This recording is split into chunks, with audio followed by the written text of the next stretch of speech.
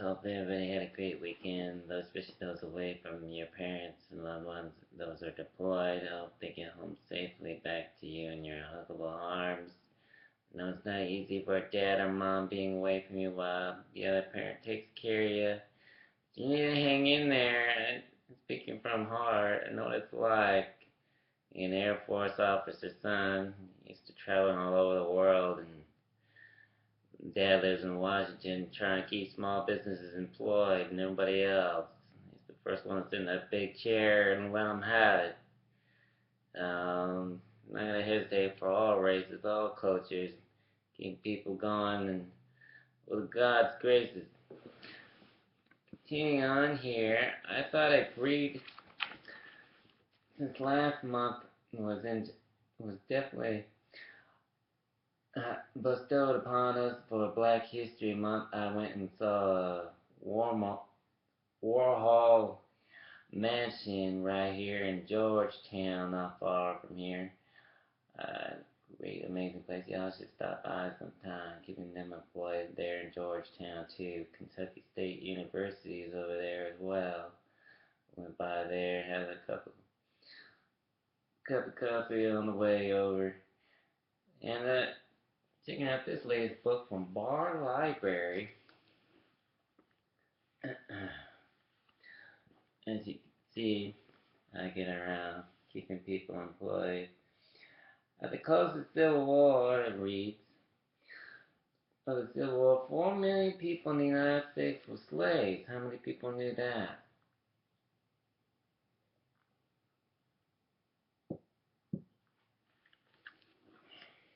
Close to 4 million people in the United States were slaves. More than 1 million children were under the age of 16 back in those days in the Civil War era of history. So when you're going to history class in middle school, high school, and talk about black history, you don't know where I'm coming from. Okay, well, God bless, especially with Oprah watching, and another grandmother Junior over there. Got the whole planet staring me down, not like I'm on. I'll stare right back at you. Look at those cheeks. Oh, I see blessing God. Keep her employed too. You know, that was just glory, the movie that was all. No, I don't think so. That's not it. Keep me all going. Even in prayers. When slavery was finally abolished on January, what date?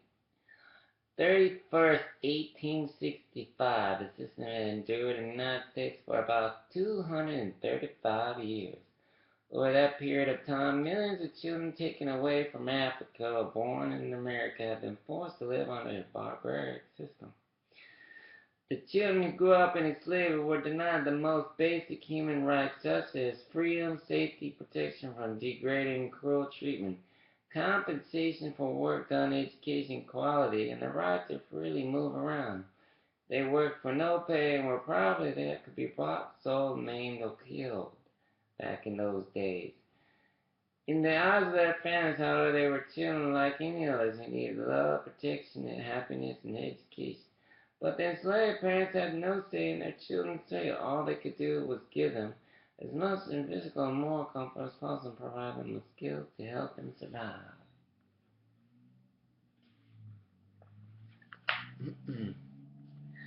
All of these lessons of endurance, the children set out to make the most of their life. All had to exhibit resilience and courage in the face of terrible hardships. Some snatched slim opportunities to learn and read and write whenever possible or ran away to freedom. The last people who grew up in slavery died in the 1960s. Many did not want to talk about their childhood, and by the some token meal their descendants did not want to hear about it. As a daughter of a former slave put it, parents didn't tell their children a lot about slavery. They thought it would cripple them mentally. It would harm them and mess their future hope. My parents told me us about slavery, and I didn't want to hear about that. Some of the things they were saying, I didn't want to hear people hear because it didn't sound so good, although many people did not share their memories with their loved ones. Others left vivid testimonies in several forms during slavery. Some fugitives who succeeded in reaching the north where slavery had been abolished told their stories of abolishment. Men and women who worked to end slavery helped turn the stories into autobiographies. Others, such as Frederick Douglass and William Wells Brown, were already literate when they ran away, and they wrote their autobiographies by themselves. Former slaves working with abolishment, giving speeches that were published in books and pamphlets. Enslaved and free men and women wrote letters that had been preserved. People were interviewed by newspapers and magazines. Once they were safely in the north of Canada after the Civil War, historians and other scholars conducted interviews of former enslaved men and women. In 1863, the American Freedoms Inquiry Commission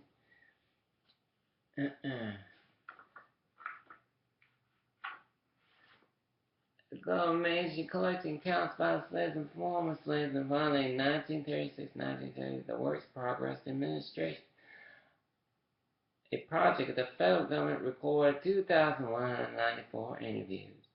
Interviews of men and women who had experienced slavery. No person alive today could really know what it was like, or growing up enslaved.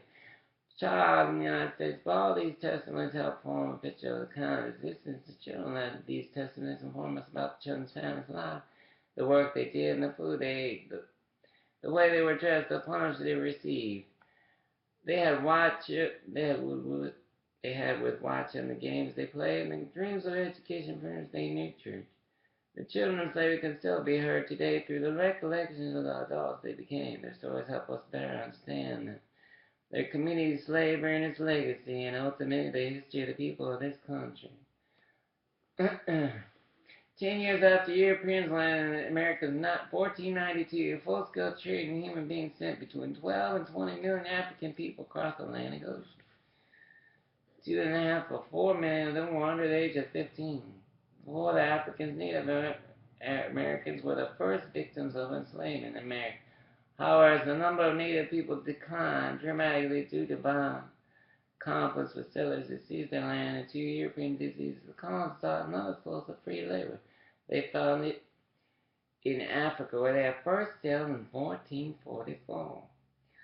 At the time of the enslavement of Europeans by other Europeans and Scots, slavery was considered a brutal system of past. Nevertheless, this ancient and cruel institution was revived to benefit Europeans and American settlers. Millions of Africans were removed by force from their homelands. They were transported to the New World to clear the land and work in the gold and silver ore mines of the South. During the slave trade, African families like this one from Senegal were in the danger of being broken up by the kidnappers. And slave dealers who took their children away and brought them to the New World. America and the sugar, cotton, rice, and tobacco plantations scattered all over the Americas and Caribbean islands by European settlers. The crops produced by the enslaved Africans and their descendants were sold at great profits by slaveholders. Most of the product was shipped to Europe, where people were able to consume the newly introduced sugar and tobacco used American cotton to make fabric and to turn the precious metals into money jewelry. The labor of the slaves was used to develop American land to create wealth and to fill the needs of Europe and American consumers.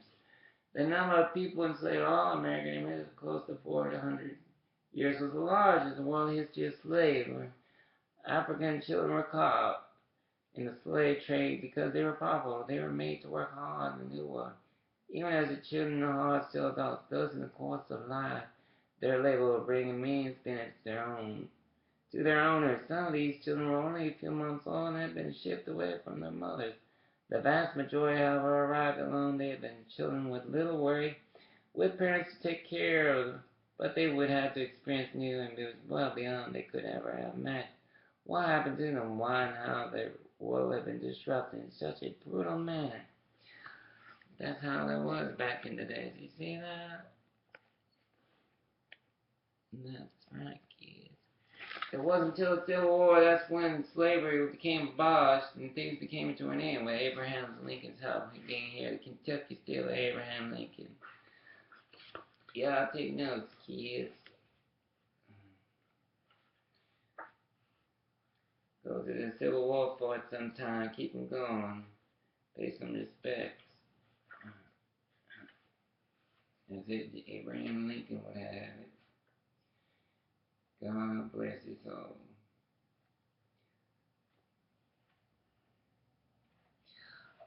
Carrying on with Little House on the Prairie. I read all that. Alright, all you people out there.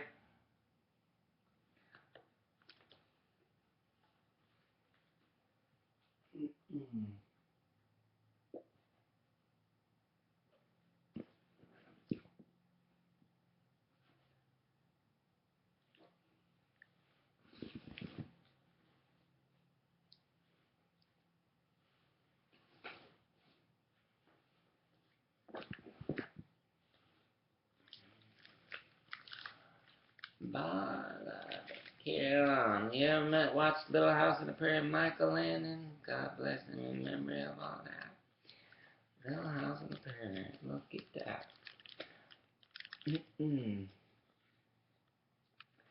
Girls, remember, always do as you're told. Don't even think of disobeying me. Come back a little. Do you hear? Yes, Paul, Laura, Mary whispered. Do you know what would happen if you had turned Jack loose? Pa asked. No, Pa, they whispered. How would it have been? Those Indians. He would have bitten those Indians, said Pa. Then there would have been trouble, bad trouble. Do you understand? Yes, Pa, they said. But they did not understand. Would they have killed Jack? Laura asked. Yes, and that's now. You girls remember this. You do as you're told, no matter what happens. Yes, Pa, Laura said. Mary said, yes, Pa, they were glad they had not turned Jack loose. Do as you're told, said Pa, and no harm will come to you. Pa had made the bedstead. He had smoothed the oak slabs till there was not a lot of splinter on them. Then he pegged them firmly together. 4 slabs made a box to hold the straw tick. Across the bottom of it, Pa stretched a rope zigzag from side to side, and for the top, one end of the bedstead, Pa pegged solidly the wall in the corner of the house. Only one corner of the bed was not against the wall. At this point, Pa set up a tall slab. He pegged it to the bedstead as high up as he could reach.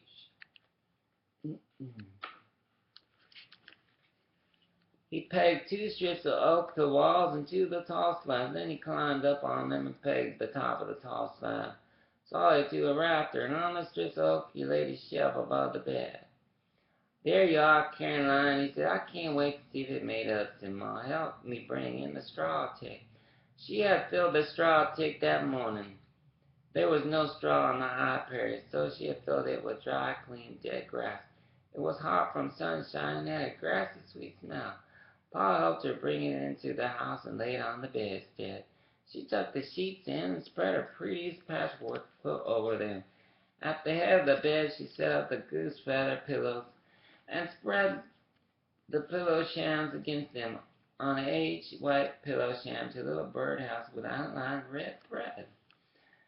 Then Pa, Ma, and Prairie stood and looked at the bed. It was a very nice bed. The zigzag rope was softer than the floor to sleep on.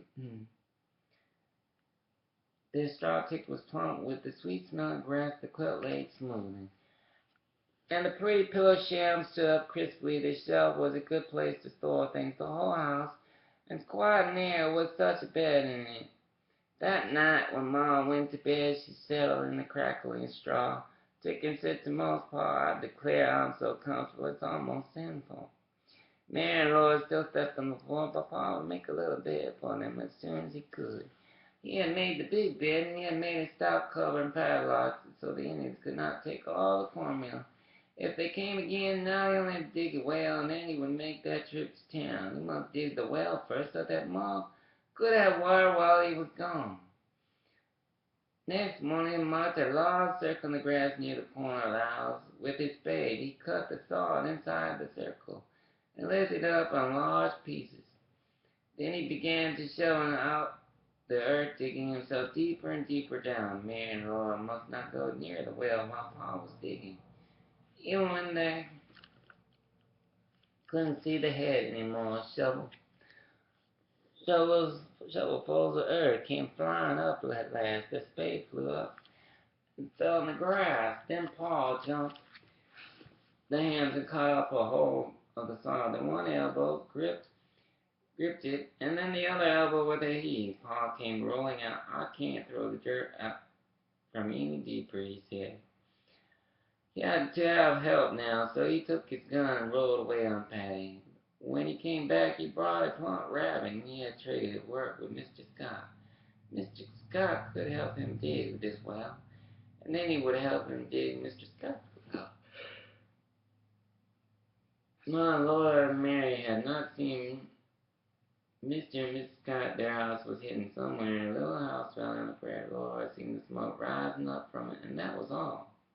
At sun up next morning, Mr. Scott came, and he was short and stout. His hair was bleached by the sun, and his skin was bright red and scaly. He did not tan, he peeled. It's this blasted sun and wind, he said. Beg your pardon, ma'am, but it's not enough to make you think you strong language. I might as well be a snake, though I'll keep shedding my skin. Lord, I liked him every morning. As soon as the dishes were washed and the beds made, she ran out to watch Mr. Scott and Pa working. At the well, the sunshine was blistering, even the winds were hot, and the prairie grasses were turning yellow. Mary preferred to stay in the house and sit in the patchwork. But her Lord liked the fierce lightning, the sun, the wind, and she couldn't stay away from the well. But she was not allowed to go near its edge.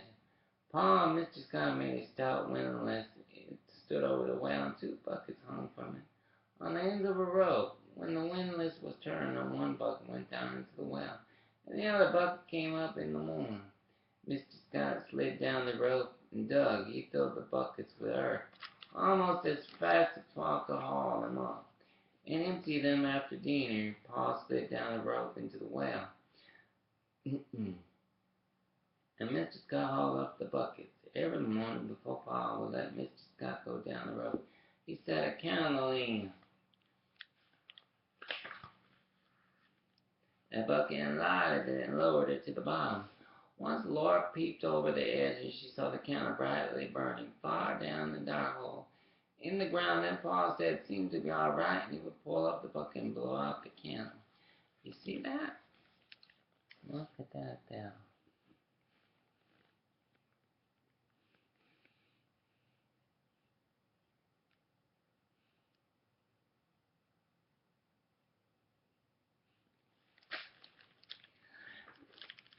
That's all the foolishness, Ingalls, Mr. Scott said. The well was right yesterday. You can't ever tell, Pa. I better be safe than sorry. Laura did not know what danger Pa was looking for by that candlelight. She did not ask because Pa and Mr. Scott were busy. She meant to ask later, but she forgot. One morning, Mr. Scott came while Pa was eating breakfast. They heard him shout, "Hi, Ingalls, it's sun up. Let's go." Pa drank his coffee and went out. The windlass began to creak and Pa began to whistle. Laura and Mary were washing the dishes and Ma was making the big bed. When Pa's whistling stopped, they heard him say, "Scott." He shouted, "Scott, Scott." Then he's calling Caroline, "Come quick." Mom ran out of the house. Laura ran after her. "Scott fainted or something down there," Pa said. "I've got to go down after him." "Did you send down the candle?" Ma asked. "No, I thought he had." I asked him if it was all right, and he said it was. Pa cut the empty bucket off the rope and tied the rope firmly to the windlass. "Charles, you can't. You mustn't," Ma said. "Caroline, I've got to. You can't." "Oh, Charles, no. I'll make it all right. It won't breathe till he get out. Till I get out, we can't let him die down there," Ma said fiercely. Laura kept back. So Laura kept back. She stood against the house and shivered. "No, no, no, no, Charles, I can't let you," Ma said. "Get on, Patty, and go for help. There isn't time, Charles. If I can't pull you up, if you keel over and down there and I can't pull you up, Caroline, I got to go." Pa said. He swung into the well and his head slid out of sight down the rope. Ma crouched and shaded her eyes, staring down into the well. All over the prairie, meadow larks were rising, singing, and flying straight up into the sky. The wind was blowing warm, but Laura was cold. Suddenly, Ma jumped up and seized the handle of the windlass. She tugged it as it with all her might. The rope strained the windlass creaked. Laura thought. Pa and keeled over down in the dock bottom of the well. Ma couldn't pull him up, but the windlass turned a little more and then a little more. Pa's hand came over into the rope. His other hand reached Pa above him and took hold of the rope. Then Pa's head came up, his arms held on the windlass. Then somehow he got to the ground, sat there. The windlass whirled around, and there was a thud deep in the well. Pa struggled to get up, and Ma said, "Sit still, Charles, Laura. Get some water, quick." Real quick, Laura ran. She came hurrying back, lunging the pail. Water, Pa, and Ma were both turning the windlass. The rope slowly wound itself up, and the bucket came up after her, out of the well and tied to the bucket. And the rope was Mr. Scott. His arms and his legs and his head hung and wobbled. His mouth was partly open, and his eyes half shut. Pa tugged him onto the grass. Pa rolled him over, and he flopped where he was rolled. Pa felt his wrist and listened at his chest, and then Pa lay down beside him.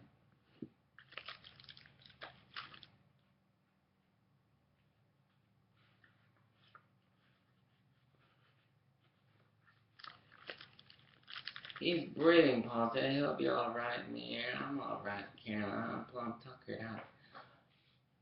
"He's all well, Ma scolded. "I shall think you wouldn't be. What a senseless performance, Mrs. My goodness gracious. Scaring a body to death, all for the want of little reasonable care." "Okay."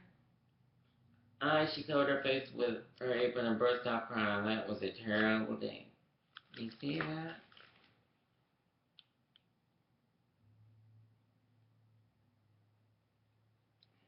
How that kids?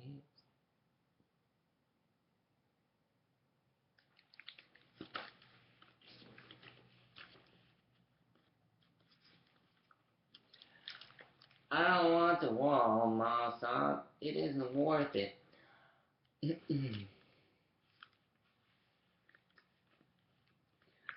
"You're running such risk." Mr. Scott breathed a kind of gas that stays deep in the ground. It stays at the bottom of the wells because it's heavier than the air. It cannot be seen or smelled, but no one can breathe it very long and live. Pa had gone down to that gas to tie Mr. Scott to the rope so that he could be pulled up out of the gas. When Mr. Scott was able,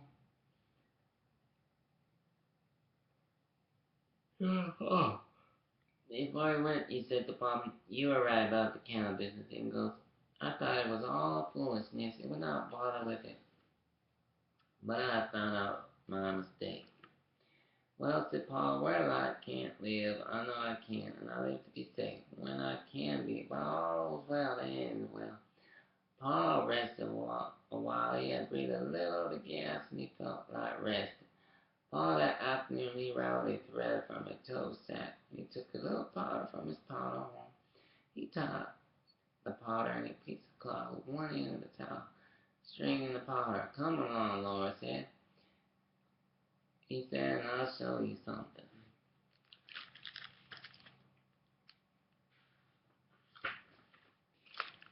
They went into the well, and Pa lighted the end of the string and waited till the sparks was crawling quickly along, and then he dropped the little bundle into the well. In a minute they heard a muffled bang, and puff of smoke came out of the well. "That well bring the gas," Paul said. When the smoke was all gone, he let Laura light the candle and stand beside him while he let down all the way down the dark hole. The little candle kept on burning like a star. So next day, Pa and Mr. Scott went out on digging on the well, but they always sent the down every morning. There began to be a little water in the well, but it was not enough. The bucket came out full of mud. Pa and Mr. Scott worked every day in deeper mud. In the mornings, when the candle went down in the light, using wet walls and candlelight sparks and rings over the water.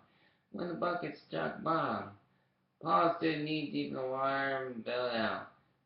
Bucket holes before he began digging in the mud. One day when he was digging, a loud shout come Echoing up, Ma ran out of the house and Laura ran to the well. Pull, Scout, pull, Pa yelled. A wishing, gurgling sound echoed. Down there, Mr. Scott turned the windlass as fast as he could, and Pa came up climbing, hand over hand up the rope.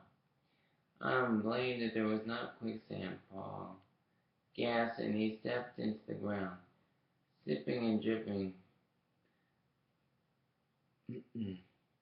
Muddy and dripping, I was pushing down hard enough on the spade when all of a sudden went down the whole length of the handle where it came pouring up around me. A good 6 feet of this rope, Mr. Scott, and winding up the bucket was full of that hand overhand was that wire came up faster and would pull you out. Then Mr. Scott slapped his thigh and shouted, I'm a bastard if you didn't bring up the spade. Sure enough, Pa had saved his spade. In a little while, the well was almost full of water. A circle of blue sky lay down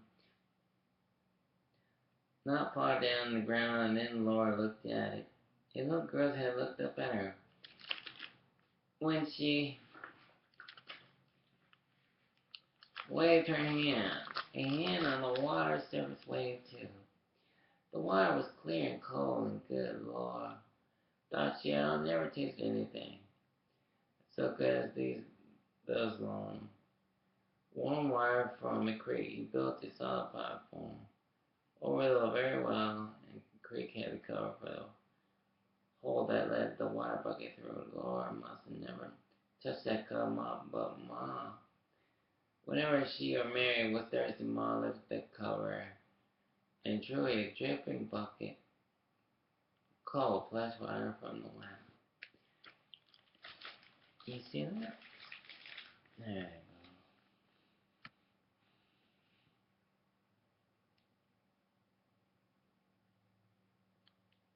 That's the well right there, kids.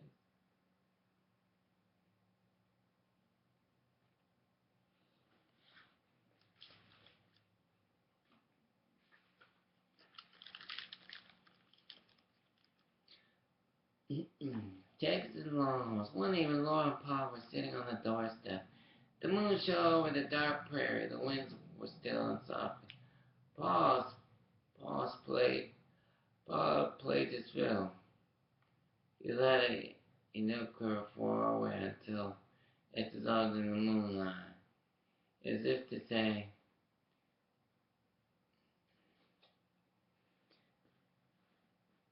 about it was time for little girls to go to bed.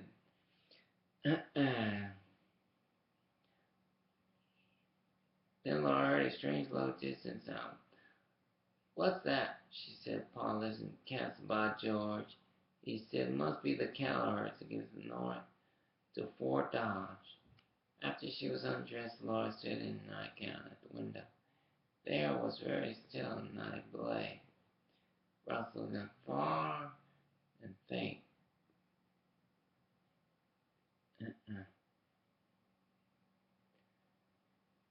I think that the sound was already rumbling almost as long. And that seemed Paul, she asked. Yes, Paul said. The cowboys are singing the castle to sleep.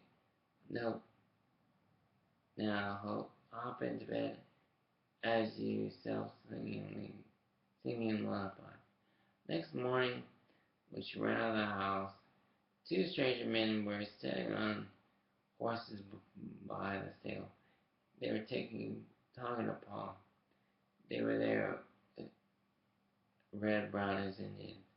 Their eyes were narrow slit between squinting eyelids.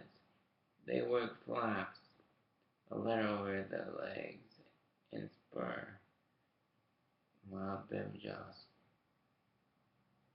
brimmed hats. Let's stop right there, kids. It's based on a book and a TV show, Little House on the Prairie. Courtesy of Bar Library here at Fort Knox. Yeah, I'm home for a single dad. I do a lot for kids, support folks living here by myself, and having friends around for 4 nights to look after me and those around me. Give cares, especially that's exactly what it means. Um, I think that gets to every parent. St. Michael ended up. There you go.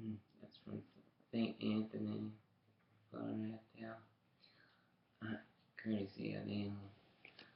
Also here at Fort Knox, before I know it, Alaska, the sun ain't up half the year, and it's up the rest of the year. When it does rise, and after a hard sets over here, I'm Pacific time, and I want to say to all you kids out there, I hope you say your prayers tonight. Stay away from people, con artists, up to no good, especially people who are willing to lie their way out of anything to get on base and use people with kids. And it pays to watch out for people like that, and especially those who come on base to spread hatred or harass a person for keeping them employed. I think we all know that trick is childish as it seems. People will do anything these days, even steal from it if you let them. That's why you gotta have an open heart, an open mind. You know, with good Lord's blessing. Take a knee when you get a chance, kids. Oh, Lord, lay me down to sleep, my soul to keep. May you watch over me night and day. Those I pray for, care back here. Watches over, fuels you, even those in hospital beds. I know it's not an easy task. I feel for the one kid who just wants my autograph. Doesn't want presents, he just wants, or birthdays, he just wants my autograph in a hospital bed. And to know that knowing that he or she's got something to stare at. That reminds them that they're not so alone in the world as they thought. That someone actually thinks about them night and day and prays for them real hard. That God grants them a miracle in Jesus' name. May you watch over those in need of it, O Lord, guide them before the sick, the needy I defend. In the military, God watch all of them, O Lord. In Jesus' name. Amen. I always say if you plant a garden, you'll never starve, especially in the eyes of a child. God watch over you every day, every night. Hug your parents for me when you get a chance. Because, like I said, it's a matter of caring for one another. Remember when you go to school, share. Don't fight. You know, don't fall prey to bullies or anything. And, you can get up. I hope you have a restful night. Stay warm tonight. Much love right here in Elizabethtown. Caring for the whole world, especially you. Just remember when it's all said and done, and you're feeling down, and you look around, pray day and night as you look upon the sky. Hold your breath, hold your heart tight, stay warm day and night, as God watches over you. This I know is true. Give our cares from my heart to you. Stay warm, stay tuned. Keep writing, write those letters.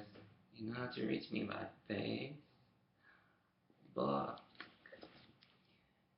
All that spells on the comment list. The comment under the video. Write something. I'll see it. Much love right here in Elizabethtown, Kentucky State, home of Abraham Lincoln, one of our 4th presidents. Squared away brother Obama and his family. God bless them too, and everybody else. Who's been a leader for this nation for a very long time. Even he comes over here for a smorgasbord and a sit down with a fireplace. Of course, that fireplace because 5 logs. Or it'll make you have a serious workout just to get it going. And then when it's gone, you wish it never went out. It makes it look out. That's what I'm saying. How clean when you come over. God bless y'all and your families and those that care about watch your health. Don't catch cold.